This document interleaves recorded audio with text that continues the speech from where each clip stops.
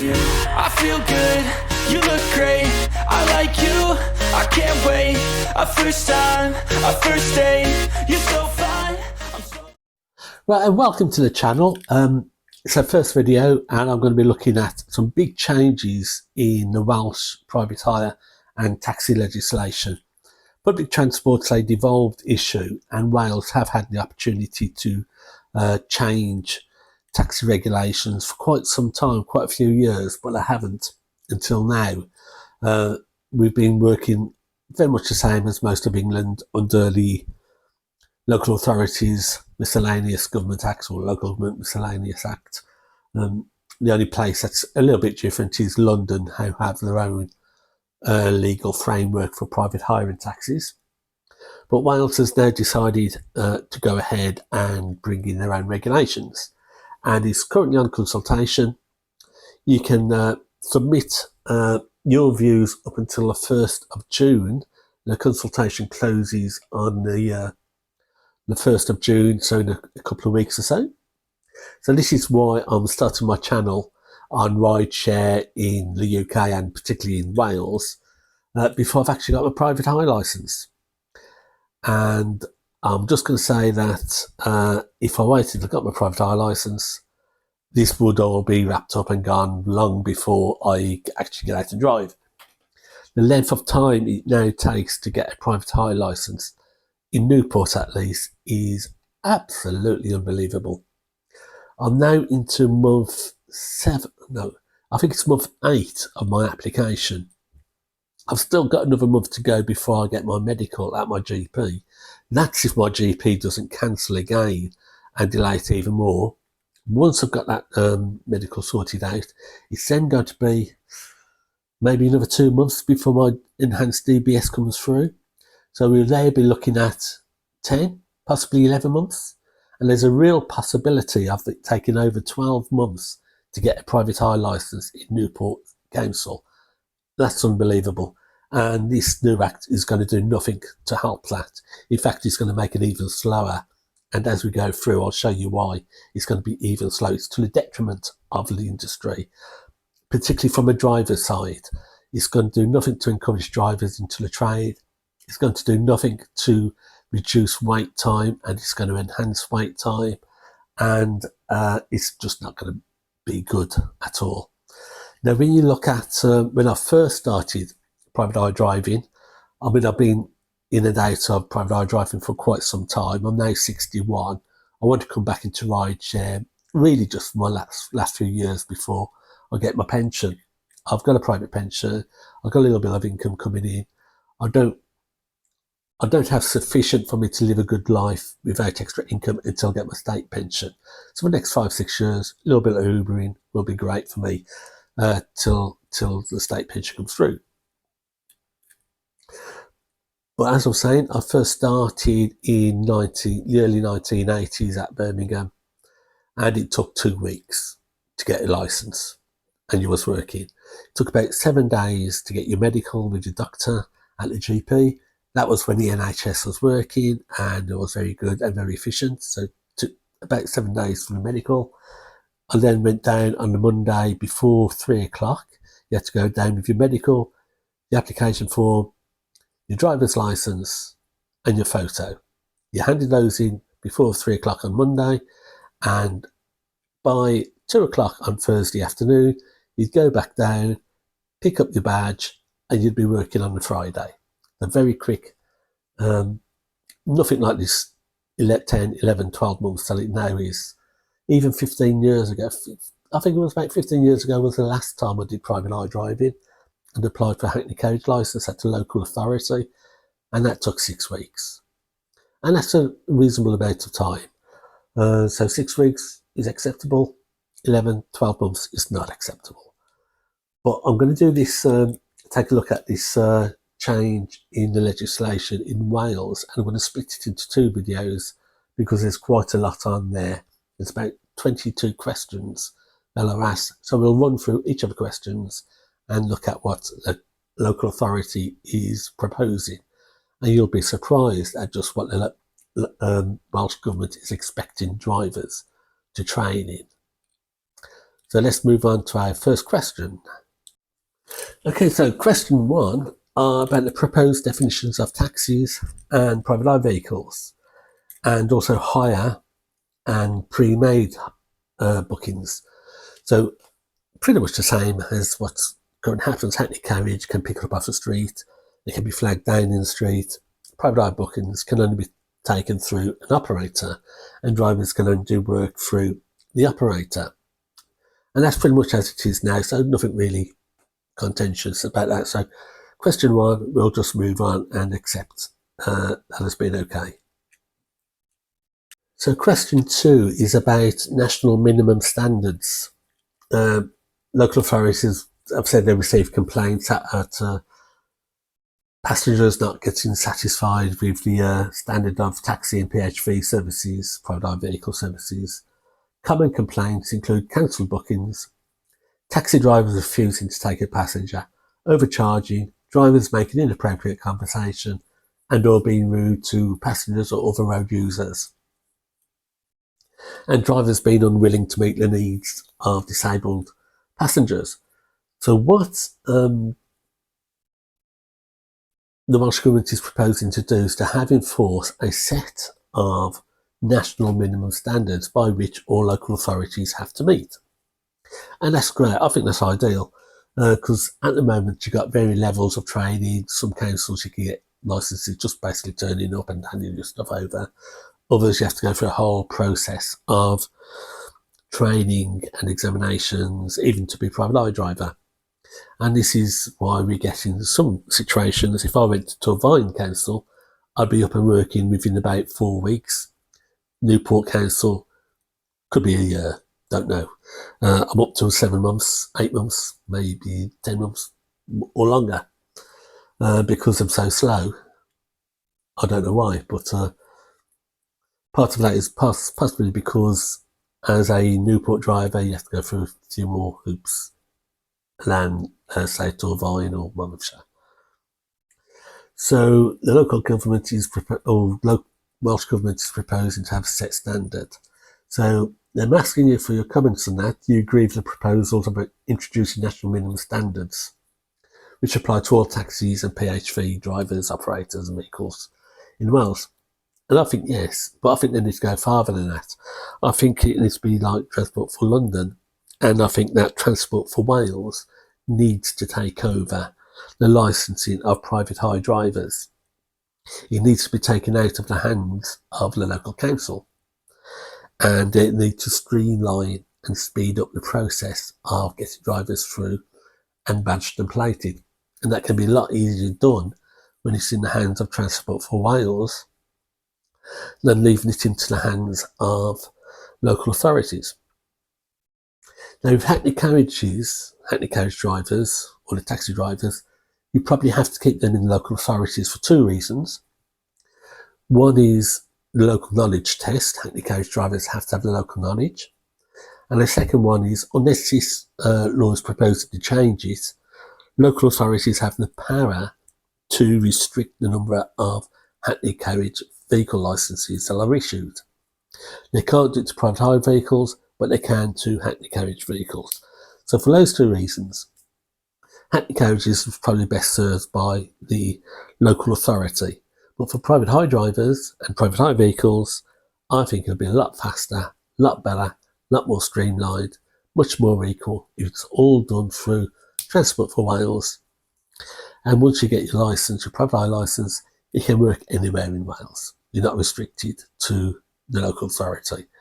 So you can go apply for your licence, and then if you move from, say, Newport to Cardiff, you can just join a Cardiff operator. Or if you go up to Wrexham, you can join a Wrexham operator on your same national licence. And the car can also be a same national licence. So it's all meets, all equal, and very simplified, and hopefully a lot quicker. So that's what I responded to on that situation, is national minimum standards should really be a national licence for private hire. So let's move on to question 3. Question 3 is about the types of driver licence. Some local authorities issue dual licences, that is private hire stroke hackney carriage, and some licences offer, so some authorities offer separate, so you can either go for a private hire licence or you can go for a hackney carriage licence. What the new legislation proposes is that all local authorities must offer either taxi or PHV licences, so that drivers can either apply for one or the other. And that seems fine to me. Not everybody wants to go through a local knowledge test, not where you can work off an app and just follow the route on Google Maps or follow the Uber route or Bolt route. You don't need to have the local knowledge. So I think having that separation between private hire vehicle and taxi licence is ideal, and it also supports the my view that private hire should be a national licence and hackney should be a local licence. But that was question 3. Should they separate private hire and hackney carriage licences? Right, so question 4 is, do you agree with the national minimum standards proposed for a driver's licence? Please identify any standards you should be removed, changed or added, and this is where things get interesting for drivers. This is what Welsh Government is proposing all private hire drivers and all hackney carriage drivers should go through before they get issued the licence. So you should have an enhanced DBS check, no problem with that, including barred lists, and it should be conducted every 6 months using DBS update system. No problem at all. An overseas criminals record check, not a problem. Evidence of a right to work in the UK, not a problem. A Group 2 medical check required on first application and then at intervals depending on the age of the driver. Now, I think they need to clarify that, because at the moment some local authorities, such as Newport, require you to have it done through your registered GP. And that can add months to the processing time. It took me 6 weeks to get an appointment with my GP, who then cancelled it and extended it by another month. So it's 2.5 months, and it might get cancelled again. GPs are under a lot of pressure. There's no need for a registered GP check. It just needs to be a Group 2 check. You can get these within four days using something like D4D. You got drivers driving 44-ton trucks around the country on a D4D medical. You've got coach drivers driving 50, 60 people around on a D4D medical. What's so special about a private hire driver? Why do they have to wait months for a doctor, an NHS doctor to do it, or your registered GP to do it? Could easily be done very quickly. So yes, and then that intervals depends on the age of the driver. One of the issues I have is that retirement age is going up, but that doesn't seem to be reflected in a lot of requirements. At the age of 65, I'll have to have another medical, and that's fine, I've got no problem with that. But after 65, I have to have a medical every year. I don't think that's quite right. I think after 65, the 65-year medical should be okay until state retirement age, which is 67, about to go up to 68. So yeah, I've got no problem with Group 2. I think they need to clarify whether it has to be a registered GP or if you can just use any doctor, private practice to get it. So next one is a DVLA, driver's license check, done annually, that's no problem. Now this is what's going to stop people coming into the trade. Successful achievement of a regulated qualification required every 6 years, i.e. every other renewal. The syllabus for which will include children and adult safeguarding awareness, that's no problem. Equality Act 2010 and disability awareness, that's no problem. I think those two are ideal. But it goes on. Then you need to have mental health awareness, dementia awareness, violence against women, domestic abuse and sexual violence. Well, that's covered with the children and adult safeguarding awareness, county lines awareness, trafficking awareness, customer service, taxi licensing legislation, obviously that needs to be done, conflict management, basic Welsh. Now, I'm not being racist, but a lot of the time when I get in a private hire car and even a taxi, half the time the drivers have difficulty speaking English. To get them to learn Welsh as well, it's not good. Data protection requirements, basic vehicle maintenance. Assessment will also cover basic literary and numeracy skills. Half of that doesn't need to be in there.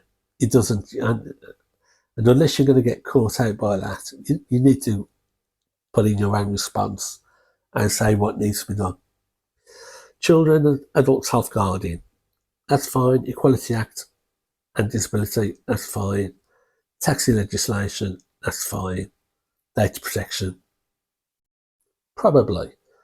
And that's it. You don't need all of the rest.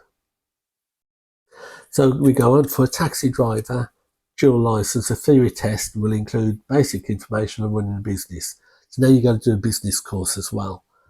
So registering with HMRC, keeping accounts. This will not apply to applicants for private hire driver's licences, only as are likely to be employees of a private hire operator. And this is interesting. Okay, we're coming back to the Uber situation as being classed as workers and not self-employed. At the moment, private hire drivers tend to be self-employed and have to cover their own books. It looks like from that word in there, private hire driver's licenses only as they're likely to be employees of a private hire operator. It looks like the legislation is going to be heading towards private hire drivers being classed as workers throughout the industry and not just Uber. So that's something that needs to be looked at and to be considered. So all applicants for a taxi driver dual licence will be required to undertake a local knowledge test of the area. This will not apply to applicants for private hire vehicles drivers, as the pre-booking element and widespread use of sat-navs allow for efficient route planning. And that's great. It's an interesting one to see that private hire drivers, Welsh Government think that most of them are going to be employees. Because at the moment, most of them are actually self-employed, unless you're with Uber and then you're a worker. So that's going to be an interesting one to follow through on. I think it should all go to worker status for private hire drivers. So you get your holiday pay and you get that stakeholder pension. So for those two things, I think we need to move on to moving the drivers onto a worker status throughout the industry. So question 4 is, what do you think about those proposals? Most are okay. Some, I think, are going to restrict drivers coming into the trade. Saying that, in the preamble to this consultation, the Welsh Government do talk about autonomous vehicles taking over the taxis. And I think, by the looks of it, they're going to assume that within 10 years, self-driving cars are going to be the future of private hire and taxis. So they're not too concerned about bringing in new drivers into the trade. But let's move on. So question 5 is about the national minimum standards for vehicles. And actually, I have no real problems with any of them, really. So all owners of the vehicles must submit to a basic criminal record check. That's for the owners of a vehicle. All taxis, hackney carriages, to display a roof light displaying the words taxi and or taxi. No roof lights allowed on the PHV. This is all pretty much what they are at the moment, so there's nothing really big on that. PHVs to display pre-booking only sign. Vehicles to be tested to an agreed specification. vehicles to be carried out, testing to be carried out at intervals, vehicle age limits, and emission requirements, with the possibility of exemptions for zero emission vehicles and or wheelchair accessible vehicles. So it looks like they might be looking at bringing in age limits on vehicles. They don't say anything about what that age limit will be at this stage. Taxi maximum rate of fare tariffs to be displayed inside their vehicles with the licensing authority, contact details. I presume that's going to be regarding hackney carriage and not private hire. Or taxis to be fitted with a taximeter, again taxis, hackney carriage, not private hire. Vehicles driven by drivers that have a medical exemption certificates issued under the Equality Act 2010. That's for allergy to dog hair, basically. Must display the exemption certificate, which will be available in English and Welsh as well as a tactile layer. Pretty much the same as it is now. You can get a medical exemption from carrying guide dogs or dogs for hearing or other assistant dogs. I will do a separate video on what is an assistance dog and what is an emotional support dog and what is covered and what isn't covered. I will do a separate video on that. So it's exactly the same as it is now. If you've got a medical allergy to dog hair, you can get an exemption certificate from local authority on production of a medical certificate. That certificate relates to you as a driver in a specific taxi. So it will have the registration number of that taxi or car. Because if you're in a black cab and you've got that screen at the back, you're not going to be impacted by dog hair like you would be in a saloon. Or if you've got a saloon that's been adapted to have the screening off of the passenger compartment, then again, you're not going to be affected and you won't get your certificate. So it's very much related to both the driver and the car combination. And that's no problem. So standard vehicle criteria to be set detailing requirements such as minimum legroom, headroom, seating width, luggage capacity, etc. And that's no problem at all. This will ensure that there is a range of suitable vehicles and new vehicles coming into the market will not require additional approval as long as they meet the criteria. Now we have that in Newport. They have an approved car list, a little bit dated, even though it was only put out a couple of months ago. They'll do the MG5, it's not a problem, but the MG SG, is it? The crossover, which is a little bit bigger than the MG5, is not on the approval list, but they can easily add on new cars, models as they come out. And the MG4 is not on there either. But I've looked at an MG4 and they're a little bit small, especially in the boot space. You couldn't get a wheelchair in the back of an MG4, so I wouldn't go for that. I'd love to have an MG5, but not the MG4. Payments of methods of payments that should be available. Everybody now should have a credit card machine in their car. They're dirt cheap to buy. Get one from PayPal. Have the money paid in your PayPal account. Go contactless. No money. Less risk of being attacked and mugged. And vehicles must carry a first aid kit. So question 5 is, what do you think about the minimum standards? And most of them is, I don't have an issue with any of them. Okay, so question 6 is about operators, requirement for private hire operators. So what's being proposed is that all operators will go for a basic DBS check, obvious, and overseas criminal records check where applicable. Successful achievement of a regulated qualification to similar to that of drivers above. So they'll have to go through all those awareness trainings. And also including basic information on running a business, so they need to go for a business course. Registering with HMRC.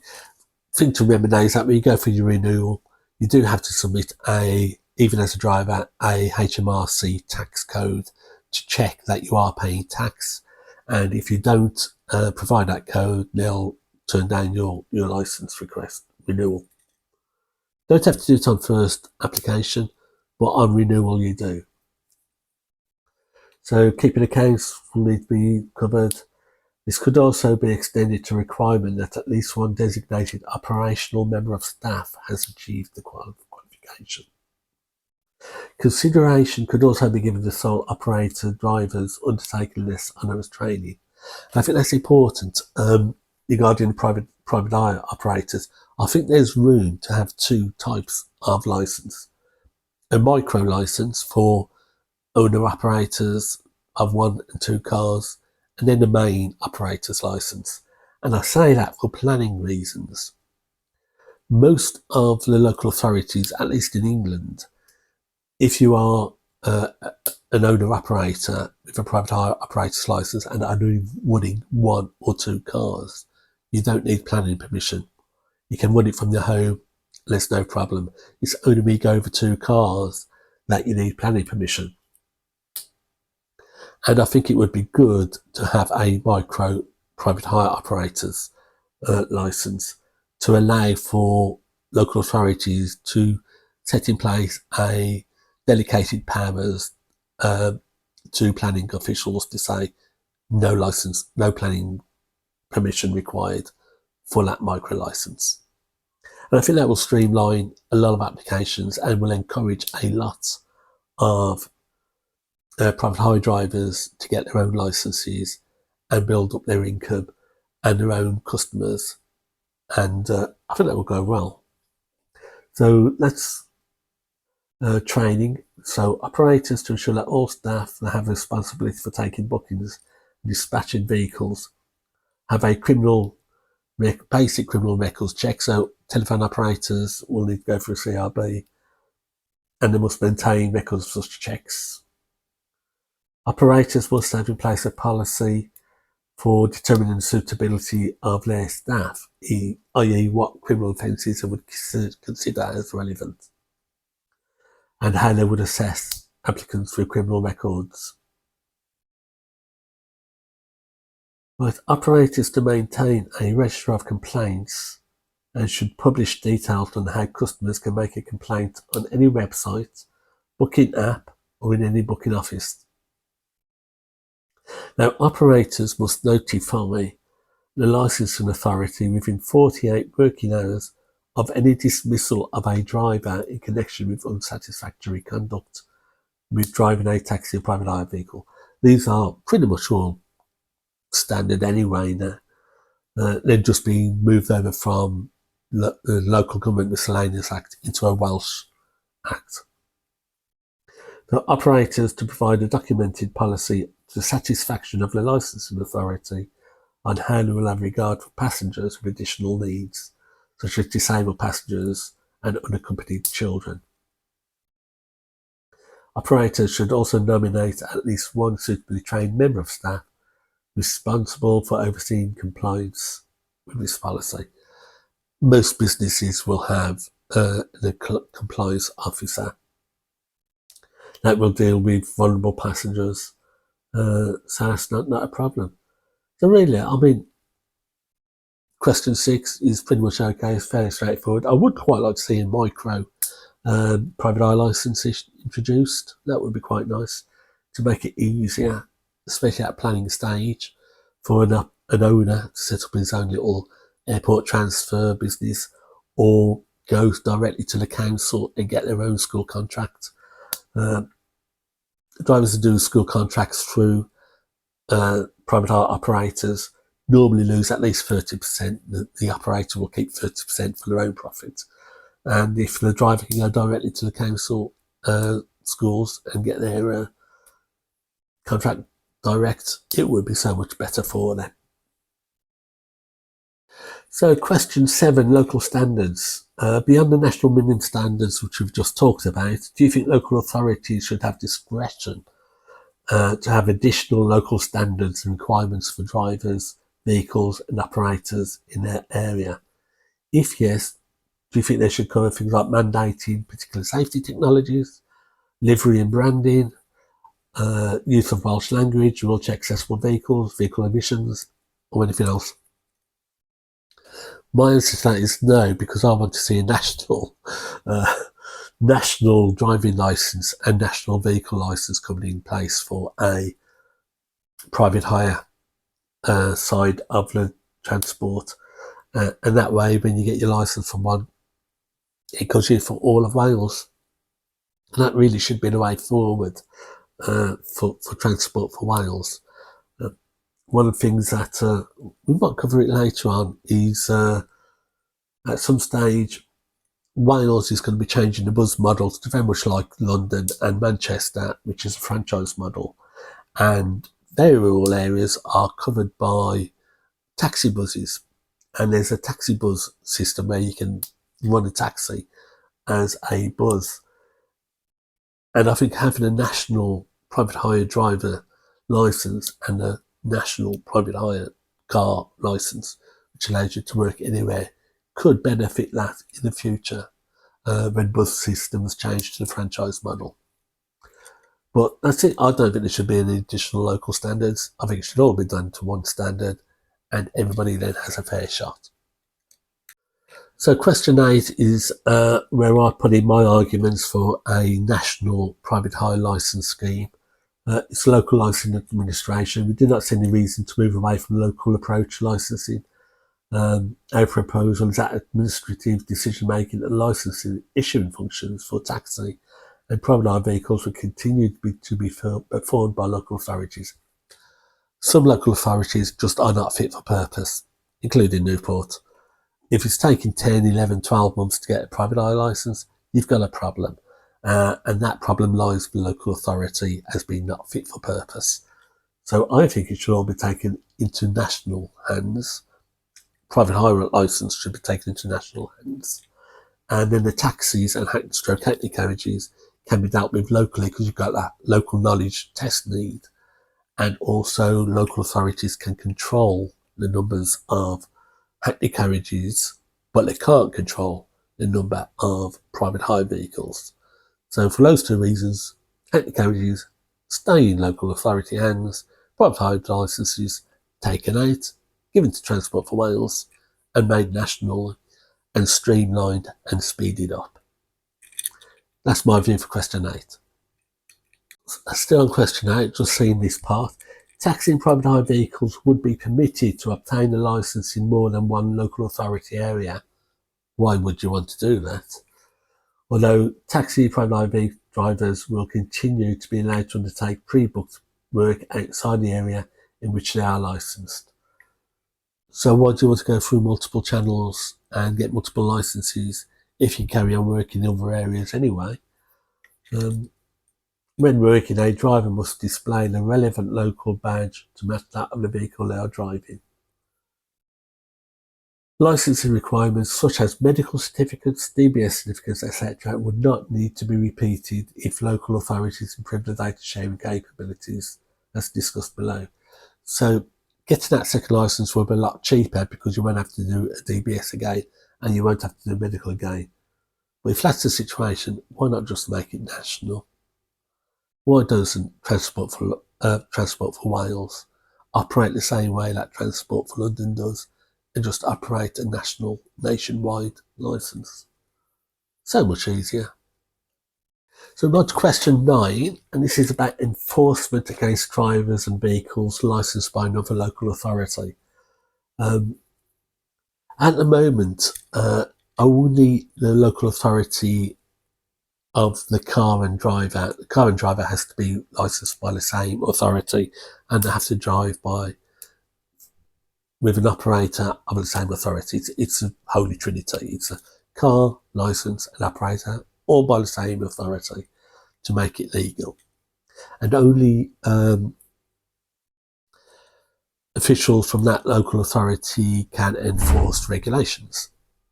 What this is proposing, and I think it's a good idea, is that any local authority can enforce the legislation. So if you are in a, say, Paris registered car as driver and you're picking up in Cardiff to take to Heathrow, then a Cardiff enforcement officer can pull you over and check your documentation and your car and that.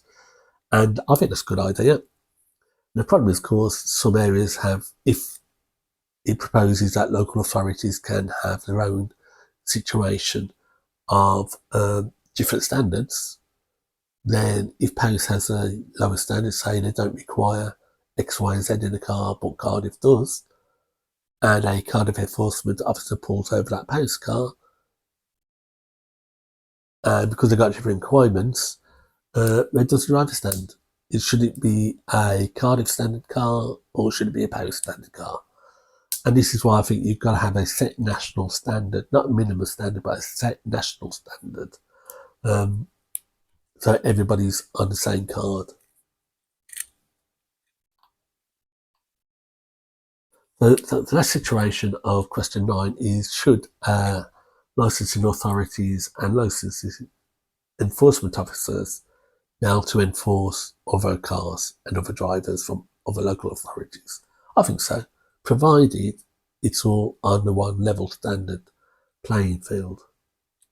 What it says is that enforcement officers will have the following powers in respect of any vehicle or driver licence issued in Wales: the ability to conduct inspections and request information, the ability to suspend licences with immediate effect when there is a risk to public safety, and to initiate a formal procedure in respect of enforcing conditions that do not present immediate risk of public safety and which could lead to suspension or revocation of a licence, and the ability to issue fixed penalty notices. So the question is, do you agree with those proposals to give that sort of power to local enforcement officers? And I think it's not a problem, but at the same time I think it's also a big argument for having a national standard, not a national minimum standard, and for that to be a Transport for Wales licence that covers national area and not just local authority areas for drivers and cars. Right, the final question we're going to look at in this video before we move on to part 2 is question 11, and these cover fixed penalty notices. Now this is a bit of a change from what the current situation is, because currently over some taxi and private offences you go to court to get prosecuted and fined. What this new regulation will do is bring in a fixed penalty notice set nationally, and we're looking at around £70, and these will be determined for offences that may be considered a fixed penalty notice is failure to display or wear a driver's badge. That's going to catch a lot of people out. Leaving a taxi unattended at a taxi rank. That's going to catch a lot of people out, especially at Newport railway station. Failure to display licence plate or required signage. Failure to comply with any requirement properly made by a local authority enforcement officer. And I think that would be ideal. Fixed penalty notices is not a problem. It's going to save court time.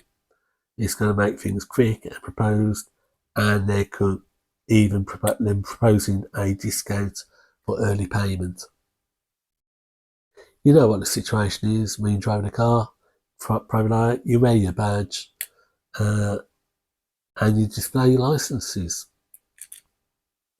And if you don't do that, you get fined. It's quite simple. I've got no problem at all about that. I know it's a big bit of a draw through. There's a lot of questions. It's a big piece of legislation that's coming through for the rideshare industry in Wales, covering taxis, private hire drivers, private hire operators. There's some good points and there's some bad points. I really do think a national licence, this is going to do nothing to help speed up the processing of new drivers into the industry. I mean, I'm 61. I only did it for 5 years. Now I'm out and I'm retired. But for somebody who's younger to go through all of this and for it to take a year, it's going to take a year with all those extra requirements to get a badge. It's not going to encourage people into the trade. It's not as though it's a particularly well-paid job. It's not. It's an unskilled job. It's picking up people from A and taking them to B. And all of those extra requirements, like needing to learn Welsh and suicide training and counter lines training. You're trying to change a job into something which it's not. It's not a skilled job. It's not a job that attracts people who are going to have the abilities to do that sort of training. It's low paid, low skilled job. It is what it is. And you shouldn't try to make it what it isn't. Because all it's going to do is discourage new people into the trade. So that's it. That's part one. We'll go on to the next 22 or next 11 questions in part two.